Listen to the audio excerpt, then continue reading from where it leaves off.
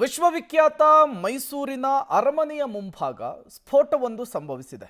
ಈ ಸ್ಫೋಟಕ್ಕೆ ವ್ಯಕ್ತಿಯೊಬ್ಬ ಸಾವನ್ನಪ್ಪಿದ್ದಾನೆ. ಹೌದು, ಮೈಸೂರಿನ ಅರಮನೆಯ ಮುಂಭಾಗ ಆದಂತಹ ಸ್ಫೋಟ ಇದು. ಹೀಲಿಯಂ ಗ್ಯಾಸ್ ಸಿಲಿಂಡರ್ ಬ್ಲಾಸ್ಟ್ ಆಗಿ ಓರ್ವ ವ್ಯಕ್ತಿ ದುರ್ಮರಣಕ್ಕೀಡಾಗಿದ್ದಾನೆ. ಸ್ಫೋಟದ ತೀವ್ರತೆಗೆ ಯುವಕನ ದೇಹ ಛಿದ್ರವಾಗಿದೆ. ಅರಮನೆ ಮುಂಭಾಗದ ಜಯಮಾರ್ತಾಂಡ ದ್ವಾರದ ಬಳಿ ನಡೆದಂತಹ ಘಟನೆ ಇದು. ಬಲೂನು ಮಾರ್ತಾ ಇದ್ದಂತಹ ಯುವಕ ಈತನೇ ಸ್ಫೋಟಕ್ಕೆ ಬಲಿಯಾಗಿದ್ದಾನೆ. ಈ ಘಟನೆಯಲ್ಲಿ 5 ಪ್ರವಾಸಿಗರಿಗೆ ಗಂಭೀರವಾಗಿ ಗಾಯವಾಗಿದೆ.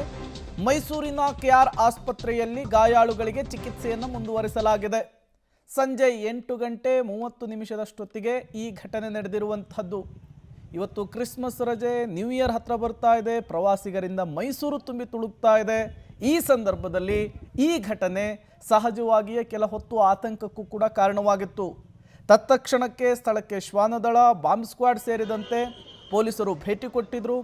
ಈಗ ಗೊತ್ತಾಗ್ತಾ ಇರುವಂತಹ ಮಾಹಿತಿ, ಹೀಲಿಯಂ ಗ್ಯಾಸ್ ಸಿಲಿಂಡರ್ ಬ್ಲಾಸ್ಟ್ ಆಗಿದ್ದರಿಂದ ಈ ಘಟನೆ ನಡೆದಿದೆ.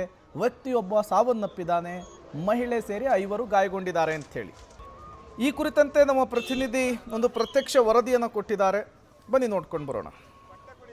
ಮೈಸೂರಿನ ಅರಮನೆ ಮುಂಭಾಗದ ಅಂದರೆ ಜಯಮಾರ್ತಾ ಗೇಟ್ನ ಬಳಿಯಲ್ಲಿ ಗ್ಯಾಸ್ ಬಲೂನನ್ನು ಮಾರ್ತಾ ಇದ್ದಂತಹ ವೇಳೆ ಹೀಲಿಯಂ ಗ್ಯಾಸ್ ಸಿಲಿಂಡರ್ ಸ್ಫೋಟವಾಗಿ ಓರ್ವ ವ್ಯಕ್ತಿ ಮೃತಪಟ್ಟು ಒಟ್ಟು 4 ತೀವ್ರವಾಗಿ ಗಾಯಗೊಂಡಿದ್ದಾರೆ. ನೀವೀಗ ಗಮನಿಸ್ತಾ ಇರುವಂತಹ ದೃಶ್ಯಾವಳಿಗಳು ಇದು ಮೈಸೂರಿನ ಅರಮನೆಯ ಮುಂಭಾಗ, ಅಂದರೆ ಇದು ಜಯಮಾರ್ತಾಂಡ ಗೇಟ್ನ ಮುಂಭಾಗದಲ್ಲಿ ಸೈಕಲ್ನಲ್ಲಿ ಹೀಲಿಯಂ ಗ್ಯಾಸನ್ನು ಇಟ್ಕೊಂಡು ಬಲೂನನ್ನು ಮಾರ್ತಾ ಓರ್ವ ಯುವಕ ಮಾರ್ತಾ ಇದ್ದ. ಅಂದರೆ 30ರಿಂದ 40 ವರ್ಷದ ಏಜ್ ಅಂತ ಹೇಳಲಾಗ್ತಾ ಇದೆ. ಆ ವ್ಯಕ್ತಿ ಗ್ಯಾಸ್ ಸಿಲಿಂಡರ್ ಸ್ಫೋಟದಿಂದ ಸ್ಥಳದಲ್ಲೇ ಮೃತಪಟ್ಟಿದ್ದಾನೆ. ಒಟ್ಟು 4 ಗಾಯವಾಗಿದ್ದಾವೆ. ಅದರಲ್ಲಿ ಬೆಂಗಳೂರು ಮೂಲದ ಲಕ್ಷ್ಮಿ ಎನ್ನುವಂತಹ ಮಹಿಳೆಯ ಸ್ಥಿತಿ ಬಹಳ ಗಂಭೀರವಾಗಿದೆ. ಉಳಿದಂತೆ ನಂಜನಗೂಡು ಮೂಲದ ಮಂಜುಳಾ, ಕಲ್ಕತ್ತಾ ಮೂಲದ ಶಾಹಿ ಶಬ್ಬೀರ್ ಮತ್ತು ರಾಣೆಬೆನ್ನೂರು ಮೂಲದ ಕೊಟ್ರೇಶಿ ಎನ್ನುವಂಥವ್ರಿಗೆ ಸಣ್ಣ ಪುಟ್ಟ ಗಾಯಗಳಾಗಿದ್ದಾವೆ. ಆದರೆ ಬೆಂಗಳೂರು ಮೂಲದ ಮಹಿಳೆ ಲಕ್ಷ್ಮಿಯ ಸ್ಥಿತಿ ಬಹಳ ಗಂಭೀರವಾಗಿದೆ. ಏನು ಜಯಮಾರ್ತಾಂಡ ಗೇಟ್ನ ಮುಂಭಾಗದಲ್ಲಿ ಸಾಮಾನ್ಯವಾಗಿ ಎಲ್ಲ ಸಂದರ್ಭದಲ್ಲೂ ಕೂಡ ಇಲ್ಲಿ ಬಲೂನನ್ನು ಮಾರ್ತಾ ಇರ್ತಾರೆ. ಆ ಒಂದು ತಾವೀಗ ದೂರದಲ್ಲಿ ಏನು ಗಮನಿಸ್ತಾ ಇದ್ದೀರಿ, ಸೈಕಲ್ನಲ್ಲಿ ಹೀಲಿಯಂ ಗ್ಯಾಸನ್ನು ಇಟ್ಕೊಂಡು ಆ ಹೀಲಿಯಂ ಗ್ಯಾಸನ್ನು ಬಲೂನ್ಗೆ ತುಂಬಿ ಅದನ್ನು ಬಲೂನನ್ನು ಮಾರಾಟ ಮಾಡುವಂತಹದ್ದು. ಆ ಗ್ಯಾಸ್ ಏಕಾಏಕಿಯಾಗಿ ಸ್ಫೋಟವಾದಂತಹ ಪರಿಣಾಮವಾಗಿ ಬಲೂನನ್ನು ಮಾರ್ತಾ ಇದ್ದಂತಹ ವ್ಯಕ್ತಿ ಸ್ಥಳದಲ್ಲೇ ಮೃತಪಟ್ಟಿದ್ದಾನೆ. ಅಂದರೆ ಆತನ ದೇಹ ಸಂಪೂರ್ಣವಾಗಿ ಛಿದ್ರವಾಗಿದೆ. ತಾವೀಗ ಸ್ಥಳದಲ್ಲೂ ಕೂಡ ಅದನ್ನು ಗಮನಿಸ್ಬೋದು. ಆ ಲೆವೆಲ್ಗೆ ಸ್ಫೋಟವಾಗಿರುವಂಥದ್ದು. ಇದು ಕೂಡ ಹೀಲಿಯಂ ಗ್ಯಾಸ್ ತುಂಬಿದಂತಹ ಸಿಲಿಂಡರ್ ಅದು ಸಂಪೂರ್ಣವಾಗಿ ಛಿದ್ರವಾಗಿದೆ. ಪರಿಣಾಮವಾಗಿ ಸೈಕಲ್ನ ಬಳಿಯಲ್ಲೇ ಇದ್ದಂತಹ ವ್ಯಕ್ತಿಗಳಂದರೆ ಈ 4 ಕೂಡ ಗಾಯಗಳಾಗಿರುವಂಥದ್ದು. ಮೈಸೂರು ಅರಮನೆಯ ಮುಂಭಾಗ ಈ ಸ್ಫೋಟ ಸಂಭವಿಸಿದೆ. ಹೀಲಿಯಂ ಸಿಲಿಂಡರ್ ಬ್ಲಾಸ್ಟ್ ಪ್ರಕರಣಕ್ಕೆ ಸಂಬಂಧಪಟ್ಟಂತೆ ಪಬ್ಲಿಕ್ ಟಿವಿಗೆ ಪ್ರತ್ಯಕ್ಷದರ್ಶಿ ಯೋಗೀಶ್ ಅವರು ಹೇಳಿಕೆಯನ್ನು ಕೊಟ್ಟಿದ್ದಾರೆ. ಮಗುವೊಂದು ಬಲೂನನ್ನು ಖರೀದಿಸೋದಕ್ಕೆ ಮುಂದಾಗಿತ್ತು. ಬಲೂನು ಮಾರುವವ ಸೈಕಲ್ನಲ್ಲಿ ನಿಂತಿರ್ತಾನೆ. ಈ ವೇಳೆ ಏಕಾಏಕಿಯಾಗಿ ಸಿಲಿಂಡರ್ ಬ್ಲಾಸ್ಟ್ ಆಯಿತು ಅನ್ನುವಂತಹ ಮಾಹಿತಿ ಕೊಟ್ಟಿದ್ದಾರೆ. ಅಲ್ಲಿದ್ದ ಮಕ್ಕಳಿಗೆ ಗಂಭೀರವಾಗಿ ಗಾಯವಾಗಿದೆ ಎನ್ನುವಂತಹ ಮಾಹಿತಿಯನ್ನು ಕೊಟ್ಟಿದ್ದಾರೆ. ಬಲೂನು ಮಾರ್ತಾ ಇದ್ದಂತಹ ವ್ಯಕ್ತಿ ಸ್ಥಳದಲ್ಲಿಯೇ ಸಾವನ್ನಪ್ಪಿದ್ದಾನೆ. ಈ ಸ್ಫೋಟದಿಂದ ಆತನ ದೇಹ ಛಿದ್ರವಾಗಿತ್ತು. ತತ್ಕ್ಷಣಕ್ಕೆ ಸ್ಥಳಕ್ಕೆ ಪೊಲೀಸರು ಬಂದರು ಅನ್ನುವಂತಹ ಮಾಹಿತಿಯನ್ನು ವ್ಯಕ್ತಿ ಕೊಟ್ಟಿರುವಂಥದ್ದು. ಸುಮಾರು 8:30 ಗಂಟೆಗೆ ಈ ಜಯಮಾರ್ತಾಂಡ ಗೇಟ್ ಮುಂದೆ ಈ ಹೀಲಿಯಂ ಬಲೂನ್ ಮಾರ್ತಾರೆ ಇಲ್ಲಿ ಸೈಕಲಲ್ಲಿ. ಸೊ ಅದಕ್ಕೇನು ಹೀಲಿಯಂ ಬಲೂನ್ಗೆ ಗ್ಯಾಸ್ ತುಂಬ್ತಾರೆ, ಅದು ಸ್ಮಾಲ್ ಸಿಲಿಂಡರ್ ಇತ್ತು. ಅದು ಬ್ಲಾಸ್ಟ್ ಆಗಿಬಿಟ್ಟು ಅದು ಯಾರು ಮಾರ್ತಾಯಿದ್ರು ಅವ್ರದ್ದು ಡೆತ್ ಆಗಿದೆ. ಬಟ್ ಅಲ್ಲಿ ಮತ್ತೆ ಮುಂದೆಯಿಂದ ಹೋಗ್ತಾ ಇರೋರು ಮತ್ತು ಅಲ್ಲಿ 5 ಜನಕ್ಕೆ ಈಗ ಗಾಯ ಆಗಿದೆ. ಸೊ ಅವ್ರದ್ದು ವಿಚಾರಣೆ ನಾವು ಮಾಡ್ತೀವಿ ಏನಾಗಿತ್ತು ಅಂತ ಹೇಳಿ. ಬಟ್ ಇದು ನಡೆದ ಘಟನೆ. ಅದು ಗುರುತಿನ ಆಗಿಲ್ಲ, ಮತ್ತೆ ಮಾಡಿ ಹೇಳ್ತೀವಿ ಅದನ್ನೇನು ಡೀಟೇಲ್ಸ್. ಗಾಯಗಳದೆಲ್ಲ ಹೆಸರು ಸಿಕ್ಕಿದೆ.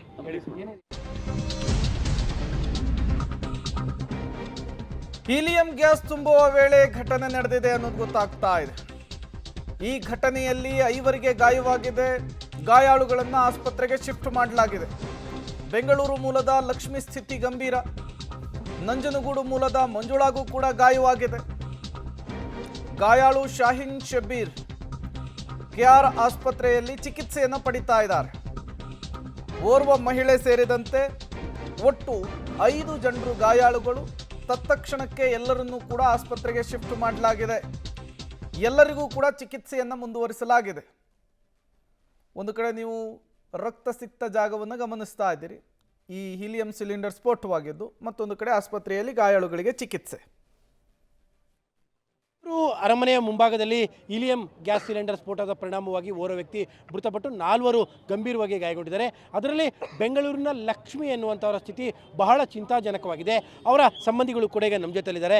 ನಿಮಗೆ ಲಕ್ಷ್ಮಿ ಅವ್ರು ಏನಾಗಬೇಕು ಸರ್? ನಮ್ಮ ಅಣ್ಣ ಅವರ ಅತ್ತಿಗೆ ಆಗಬೇಕು. ನಮ್ಮ ಅಣ್ಣ ಅವರ ಅಣ್ಣನ ಹೆಂಡತಿ ಆಗಬೇಕು ಸರ್. ಅವರು ಎಲ್ಲಿದ್ದು? ಬೆಂಗಳೂರು ಸರ್ ಬ್ಯಾಂಗ್ಳೂರ್ ಅವರೇ ಸರ್. ಇಲ್ಲಿ ಇವತ್ತು ರಜಾ ಹಾಲಿಡೇ ಇತ್ತು ಅಂತ ಹುಡುಗರು ಕರ್ಕೊಂಬಂದಿದ್ರು. ಪ್ಯಾಲೇಸ್ ತೋರಿಸ್ಕೊಂಡಂಗೆ ಇದು ಎಲ್ಲ ಇದು ಮಾಡ್ಕೊಂಡು ಹೋಗೋಣ ಅಂತ. ಅಷ್ಟಲ್ಲಿ ಈ ಥರ ಆಗಿದೆ ಅಂತ ನಾವು ಪ್ರಾಪರ್ ಬಂದು ಮೈಸೂರೇ ಸರ್. ನಾವು ಮೈಸೂರು ಆಟೋ ಓಡಿಸೋದಿಲ್ಲೇನೆ. ಅವ್ರು ಬಂದಿದ್ರು ಅಂತ ನಮಗೇನು ಗೊತ್ತಿರಲಿಲ್ಲ. ಹಿಂಗಾದ್ರು ಅಂತ ಎಮರ್ಜೆನ್ಸಿ ಅಂತ ನಮ್ಗೆ ಫೋನ್ ಬಂತು. ಅದಕ್ಕೆ ಸಡನ್ ಆಗಿ JSS ಹಾಸ್ಪಿಟಲ್ಗೆ ಹೋಗಿದ್ವಿ. ಅಲ್ಲೊಬ್ರಿಗೆ ಫುಲ್ ಸೀರಿಯಸ್ ಅಂದರು. ನಮ್ಮ ಆಂಟಿ ಪಾಪು ಅಮ್ಮ ಬೇಕು, ಇಲ್ಲಿ ಅರಮನೆ ಮುಂದೆ ಬಿದ್ದೋಗ್ಬಿಟ್ಟಿದ್ದಾರೆ, ಬನ್ನಿ ಕರ್ಕೊಬರೋಣ ಅಂತ ಅಳ್ತಾ ಇದ್ರು ಸರ್. ಅದಕ್ಕೋಸ್ಕರ ನಮ್ಮ ಆಟೋ ಡ್ರೈವರ್ ಯಾರೋ ಕರ್ಕೊಬಂದರು ಇಲ್ಲಿಗೆ. ಇಲ್ಲಿ ನೋಡೋಣ ಬನ್ನಿ ವಿಚಾರಿಸೋಣ ಅಂತ ಅದಕ್ಕೆ ವಿಚಾರಿಸ್ತಾ ಇದೀವಿ ಸರ್. ಅಂದರೆ ಲಕ್ಷ್ಮಿ ಅವ್ರಿಗೆ ಎಷ್ಟು ಜನ ಮಕ್ಕಳು ಸರ್? ಅದು ಒಬ್ಬರೇನೆ. ಇನ್ನೊಬ್ರಿಗೆ ಇನ್ನೊಂದು ಚಿಕ್ಕ ಪಾಪು ಇದೆ ಸರ್. ಅವ್ರ ಪಾಪುಗೆ ಏನೂ ಆಗಿಲ್ಲ ಪ್ರೆಸೆಂಟ್. ಈಗ ಅವ್ರ ಮಕ್ಕಳು ಸಮೇತ ಬಂದಿದ್ರು? ಮಕ್ಕಳು ಸಮೇತ ಬಂದಿದೆ ಸರ್. ಮಕ್ಳಿಗೆ ಏನೂ ಆಗಿಲ್ಲ ಸರ್. ಮಕ್ಳಿಗೆ ಏನಾಗಿಲ್ಲ ಸರ್. ಓಕೆ, ಅಂದರೆ ಅವರು ನಿಮ್ಮ ಮನೆಗೆ ಬಂದಿದ್ದ ಅಥವಾ ಏನೋ? ಮನೆಗೇನು ಬಂದಿರಲಿಲ್ಲ ಸರ್. ಎಕ್ಸಾಕ್ಟ್ ಬಂದಿದ್ದ ವಿಷಯ ಗೊತ್ತಿರಲಿಲ್ಲ. ನಮ್ಮ ಅಣ್ಣ